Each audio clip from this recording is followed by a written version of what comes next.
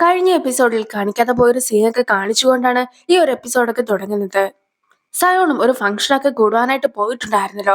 അവിടെ ആകട്ടെ ഒരുപാട് അതിഥികളും മറ്റുമൊക്കെ ഉണ്ടായിരുന്നു. അപ്പോഴാണ് ഹോസ്പിറ്റലിൽ നിന്നും സയോൺ ഒരു കോളൊക്കെ വരുന്നത്. ഹീജുവിന്റെ അച്ഛൻ മിസ്സിംഗ് ആണെന്നും അച്ഛനെ കുറിച്ച് അന്വേഷിച്ചുകൊണ്ടിരിക്കുകയാണ് എന്നും എമർജൻസി ലിസ്റ്റിൽ നിന്നും ആയിരുന്നു സയോണിന്റെ നമ്പറൊക്കെ കിട്ടിയിട്ടുണ്ടായിരുന്നതെന്നുമൊക്കെ നേഴ്സും സയോണെ അറിയിക്കുന്നു. സയോണും ഉടനെ തന്നെ അവിടെ എത്താമെന്നൊക്കെ പറയുകയാണ്. സയോണും തന്റെ അമ്മായിയച്ഛന്റെ ഒരു പ്രശ്നമൊക്കെ ഉണ്ട് എന്നും ആ ഒരു പ്രശ്നമൊക്കെ തീർക്കാനായിട്ട് ഉടനെ തന്നെ പോകണമെന്നുമൊക്കെ ചീഫിന്റെ അടുത്ത് പറയുമ്പോഴത്തേക്കും ചീഫായിരുന്നു ചീഫിന്റെ വണ്ടിയൊക്കെ സയോൺ നൽകിയിട്ടുണ്ടായിരുന്നത്. ആ ഒരു വണ്ടിയിലൊക്കെ പോവുകയാണെങ്കിൽ പെട്ടെന്ന് തന്നെ സ്ഥലത്ത് എത്താമല്ലോ എന്നൊക്കെ ചീഫും പറഞ്ഞിട്ടുണ്ടായിരുന്നു. സോ അങ്ങനെയാണ് സയോണും ഇത്രയും വണ്ടികളൊക്കെ ആയിട്ട് ഹീജോനെ കാണുവാനായിട്ട് പോയിട്ടുണ്ടായിരുന്നത്. സയോണും പോലീസുകാരോടൊക്കെ പോയിക്കോളുവാനായിട്ടും അതുപോലെ തന്നെ കേസൊക്കെ പോലീസ് സ്റ്റേഷനിൽ എത്തിയിട്ട് തന്നോളാമെന്നുമൊക്കെ അവരോടും പറയുകയാണ്. പക്ഷെ പോലീസുകാരാകട്ടെ നിനക്കും ഹീജോനും എന്താണ് ബന്ധമുള്ളത് എന്നൊക്കെ അവനോട് ചോദിക്കുന്ന സമയത്താകട്ടെ ഞങ്ങളൊരു ഫാമിലിയാണ്, ഇവളാകട്ടെ എന്റെ വൈഫാണെന്നൊക്കെ അവരുടെ മുമ്പിൽ വെച്ച് സയോണും പറയുന്നു. സയോണും ഹീജോനെ വണ്ടിയിലൊക്കെ ഇരുത്തിയതിനു ശേഷം പോലീസുകാരെ കാണുവാനായിട്ടൊക്കെ പോവുകയാണ്. ഞാൻ അധികം വൈകാതെ തന്നെ പോലീസ് സ്റ്റേഷനിൽ വന്ന് റിപ്പോർട്ടൊക്കെ നൽകിക്കോളാം. പക്ഷെ അതുവരെ ഈ ഒരു കാര്യമൊക്കെ നിങ്ങൾ രഹസ്യമാക്കി വെക്കണമെന്നായിരുന്നു സയോണും പോലീസുകാരുടെ അടുത്തൊക്കെ പറയുവാനായിട്ടുണ്ടായിരുന്നത്. പോലീസുകാരുടെ കൂട്ടത്തിലുള്ള ഹെഡാകട്ടെ നമുക്ക് രണ്ടുപേർക്കും കൂടി ഒന്നിച്ചു നിന്നൊരു ഫോട്ടോ ഒക്കെ എടുത്താലോ എന്നൊക്കെ സയോണിന്റെ അടുത്ത് ചോദിക്കുന്നുണ്ടെങ്കിൽ പോലും ഞാൻ നിങ്ങളോട് രഹസ്യമാക്കി വെക്കണമെന്ന് പറഞ്ഞ കാര്യം നിങ്ങളും രഹസ്യമാക്കി തന്നെ വെക്കുകയാണ് എങ്കിൽ ഞാനും അടുത്ത തവണ നിങ്ങളുടെ പോലീസ് സ്റ്റേഷനിൽ വരുമ്പോഴത്തേക്കും ഒന്നിച്ച് ഫോട്ടോ ഒക്കെ എടുക്കുന്നതായിരിക്കുമെന്നൊക്കെ പറഞ്ഞിട്ട് അവിടെ നിന്നും പോവുകയാണ്. നിന്റെ അച്ഛന്റെ നേഴ്സിന്റെ കയ്യിൽ എന്റെ ഫോൺ നമ്പറൊക്കെ ഉണ്ട്, അതുകൊണ്ടായിരുന്നു അവർ എന്നെ കോണ്ടാക്ട് ഒക്കെ ചെയ്തിട്ടുണ്ടായിരുന്നത്. ഇപ്പോഴാകട്ടെ കിഡ്നാപ്പറും ആ ഒരു സ്ഥലമൊക്കെ മനസ്സിലാക്കിയിരിക്കുകയാണ്. അതുകൊണ്ട് തന്നെ ഇനിയും അച്ഛനെ അവിടെ വെച്ചുകൊണ്ടിരിക്കുന്നത് റിസ്ക് ആണ്. നമുക്ക് എത്രയും വേഗം അവിടെ നിന്നും മറ്റൊരിടത്തേക്കൊക്കെ മാറ്റേണ്ടതായിട്ടുണ്ട്.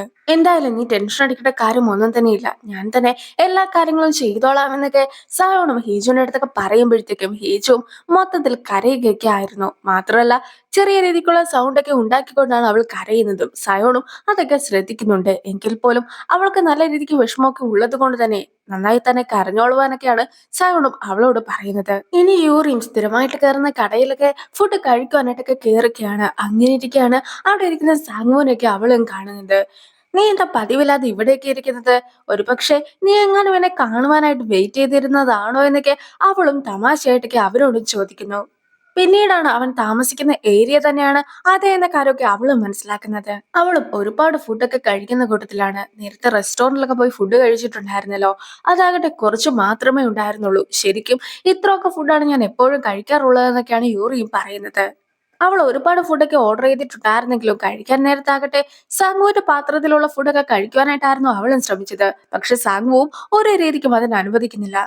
നിനക്ക് സീക്രട്ട് ആയിട്ടുള്ള ഒരു ക്രഷ് ഒക്കെ ഉണ്ടായിരുന്നു എന്ന് എന്നോട് പറഞ്ഞതല്ലേ, ആ ഒരു ക്രഷ് ഹീജു അല്ലേ?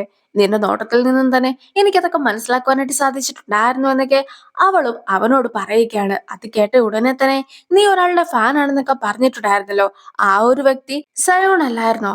എങ്ങനെയാണ് നീ സയോണിന്റെ ഫാനായി മാറിയിട്ടുണ്ടായിരുന്നതെന്നൊക്കെ അവനും അവളുടെ അടുത്തൊക്കെ ചോദിക്കുന്നു. വർക്കിനൊക്കെ കയറുന്ന സമയത്താകട്ടെ യൂറിയും പ്ലാസ്റ്റിക് എങ്ങനെ ഇല്ലാതാക്കാമെന്ന രീതിക്കുള്ള ഒരു പ്രസന്റേഷൻ ഒക്കെ കാണിക്കുകയായിരുന്നു. അന്നാകട്ടെ യൂറി വർക്ക് ചെയ്യുന്ന അതേ സ്ഥലത്ത് തന്നെ വർക്ക് ചെയ്ത അവളുടെ സീനിയറൊക്കെ ആയിരുന്നു സയോണും. അവളാകട്ടെ പ്രിപ്പയർ ചെയ്ത് വെച്ചിട്ടുള്ള സാധനങ്ങളെല്ലാം തന്നെ അതേ രീതിക്ക് തന്നെ പ്രസന്റ് ഒക്കെ ചെയ്യുന്നുണ്ട്.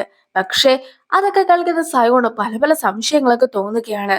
സയോണും അവന്റെ സംശയങ്ങളൊക്കെ അവളുടെ അടുത്ത് ചോദിക്കുമ്പോഴത്തേക്കും ഇതൊന്നും തന്നെ എഴുത്തിലില്ലല്ലോ എന്നൊക്കെ ഓർത്തുകൊണ്ട് അതൊക്കെ ചെക്ക് ചെയ്യുകയായിരുന്നു അവളും. ഒരു പ്രശ്നത്തെ കുറിച്ചൊക്കെ നിനക്ക് ആൾക്കാരുടെ അടുത്ത് പറയണമെന്നുണ്ടെങ്കിൽ ആ പ്രശ്നം എങ്ങനെ സോൾവ് ചെയ്യാമെന്ന് നീ ആദ്യം ചിന്തിക്കണം.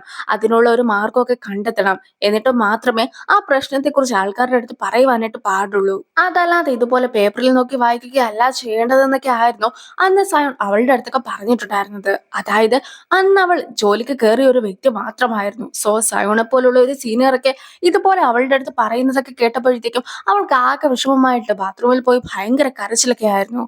അങ്ങനെ അവളും കരച്ചിലൊക്കെ കഴിഞ്ഞ് പുറത്തേക്ക് ഇറങ്ങി വരുമ്പോഴത്തേക്കും വീണ്ടും സയോണെ കാണുന്നു. നീയും എന്തെങ്കിലും കാര്യം എന്റെ അടുത്ത് റിവ്യൂ ചെയ്യുവാനായിട്ട് വരികയാണെങ്കിൽ ആദ്യമായിട്ട് അത് എങ്ങനെ എഴുതണമെന്നും എങ്ങനെ പ്രാക്ടീസ് ചെയ്യണമെന്നും നീ നന്നായി തന്നെ പഠിക്കേണ്ടതായിട്ടൊക്കെ ഉണ്ട്. അതുകൊണ്ട് തന്നെ രാവിലെ നീയും എന്റെ അടുത്തൊക്കെ വരണമെന്നായിരുന്നു അവൻ പറയുന്നത്. ഒരു ആങ്കർ ആകട്ടെ സ്ക്രിപ്റ്റിൽ നൽകിയ കാര്യങ്ങൾ അതേ രീതിക്ക് തന്നെ വായിച്ചു പഠിക്കുക അല്ല ചെയ്യേണ്ടത്. അതല്ലാതെ എന്താണ് കാര്യം എന്നൊക്കെ മനസ്സിലാക്കി സംസാരിക്കുകയാണ് ചെയ്യേണ്ടത്. നീയും രാവിലെ തന്നെ വർക്കിനൊക്കെ കയറിക്കോ. മാത്രല്ല ഇപ്പോൾ നിന്റെ മുഖമൊക്കെ കാണുവാനായിട്ട് സ്റ്റീം ബണ്ണ് പോലെയുണ്ട്. സോ അതൊക്കെ മാറ്റിയിട്ട് വേണം വർക്കിന് വേണ്ടി കയറുവാൻ എന്നൊക്കെ പറഞ്ഞിട്ടായിരുന്നു അവനും പോയിട്ടുണ്ടായിരുന്നത്. അത്രയും നേരം കരഞ്ഞുകൊണ്ടിരുന്ന യൂറിക്കാകട്ടെ അപ്പോൾ ഒരുപാട് സന്തോഷമൊക്കെ ആയിട്ടുണ്ടായിരുന്നു.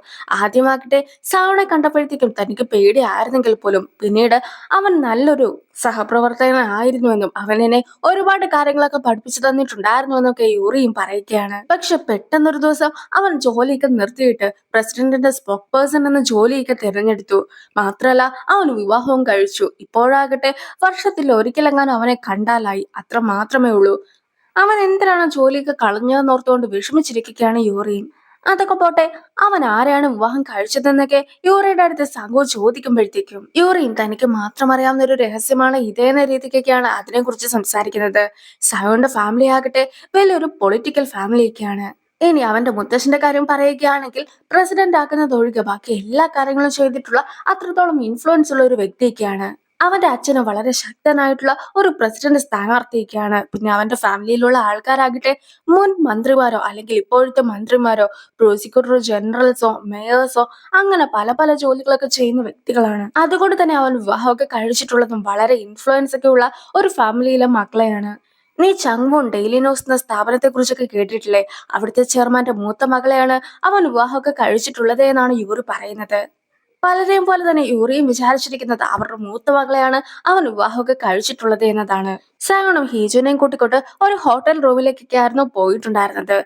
ഹീജുവും മുഖമൊക്കെ കഴുകി സയോന്റെ അടുത്തേക്കും തിരിച്ചെത്തുന്നു. നിനക്കറിയാലോ, ഒരാൾ നമ്മുടെ ലൈഫിൽ കിടന്ന് കളിക്കുന്നൊക്കെയുണ്ട്. ആദ്യമാകട്ടെ നിന്റെ കാറില്, പിന്നെ ആകട്ടെ എന്റെ ഓഫീസില്, ഇപ്പോഴാകട്ടെ നിന്റെ അച്ഛനുള്ള നേഴ്സിംഗ് റൂമില്, ഇങ്ങനെ പല പല ഇടത്തായിട്ട് ആൾ മാറി മാറി പോകുന്നൊക്കെയുണ്ട്. ഇതുവരെ ഈ ഒരു കേസൊക്കെ ഞാൻ സ്വന്തമായിട്ടാണ് നോക്കിയത്. പക്ഷേ ഇനിയും ആൾ ഇതൊക്കെ തുടരുകയാണ് എങ്കിൽ ഉറപ്പായിട്ടും എനിക്ക് പോലീസിനെയൊക്കെ അറിയിക്കേണ്ടതായിട്ട് വരും. ഈ ഒരു കാര്യത്തിൽ ഞാൻ മാത്രമല്ല വിക്ടിം, നീ കൂടിയാണ്. അതുകൊണ്ട് തന്നെ പോലീസ് ഉറപ്പായിട്ടും നിന്നെക്കുറിച്ചുള്ള കൂടുതൽ വിവരങ്ങളൊക്കെ അന്വേഷിക്കുന്നതായിരിക്കും. അതുകൊണ്ട് തന്നെ നീ ആരോടും പറയാത്ത എന്തെങ്കിലും രഹസ്യമൊക്കെ ഉണ്ടെങ്കിൽ എന്നോട് ഇപ്പോൾ പറഞ്ഞു. നിന്റെ മനസ്സിൽ എന്തോന്നും ഉണ്ട് എന്നൊക്കെ എനിക്കറിയാം. പക്ഷേ നീ ആയിട്ട് തന്നെ അത് എന്നോട് പറയണം. അതല്ലാതെ ഞാൻ ഒരിക്കലും നിന്നെ ഫോഴ്സ് ചെയ്ത് അതൊന്നും തന്നെ പറയിക്കുന്നതായിരിക്കുകയില്ല. നമ്മൾ രണ്ടുപേരും അത്രത്തോളം ക്ലോസ് ഒന്നും അല്ലല്ലോ. അതുകൊണ്ട് തന്നെ ഒരാൾ മറ്റൊരാളുടെ ലൈഫിൽ ഇടപെടുവാനായിട്ട് പാടില്ല എന്നാണ് ഞാൻ കരുതുന്നതെന്നൊക്കെ അവനും പറയുന്നു. അവനും ഒരുപാട് ഫുഡ് ഐറ്റംസ് ഒക്കെ അവൾക്ക് വേണ്ടി കൊണ്ടുവന്നിട്ടൊക്കെ ഉണ്ടായിരുന്നു. മാത്രല്ല അവളോട് അതൊക്കെ കഴിച്ചിട്ട് വന്നാൽ മതി എന്നൊക്കെ പറഞ്ഞ് അവൻ പോകുവാനായിട്ടൊക്കെ റെഡിയാക്കുമ്പോഴത്തേക്കും അവളും അവന്റെ ഒപ്പം പോകുവാനായിട്ടൊക്കെ ശ്രമിക്കുകയാണ്. ഇന്ന് നിനക്ക് അത്രയ്ക്ക് നല്ല ദിവസമൊന്നും ആയിരുന്നില്ലല്ലോ. ഫുഡൊന്നും കഴിക്കാതെ നീ എന്റെ ഒപ്പം വരേണ്ടതായിട്ടില്ല. ഞാൻ പറയുന്ന കാര്യങ്ങൾ മാത്രം നീ ചെയ്താലും മതി. നീയും ചെന്ന് ഫുഡൊക്കെ കഴിക്കുന്ന പറഞ്ഞിട്ട് അവളെ കൂട്ടാതെയൊക്കെ ആയിരുന്നു സയോണും പോയത്. അവളും സയോൺ കൊണ്ടുവന്ന് വെച്ചിട്ടുള്ള ഫുഡൊക്കെ നോക്കിയിരിക്കുന്നു. ആ ഒരു സീനോട് കൂടി ഈ ഒരു വീഡിയോ അവസാനിക്കുന്നു. അടുത്തൊരു വീഡിയോ ആയിട്ട് ഇത്രയും വേഗം കാണാം. ബൈ.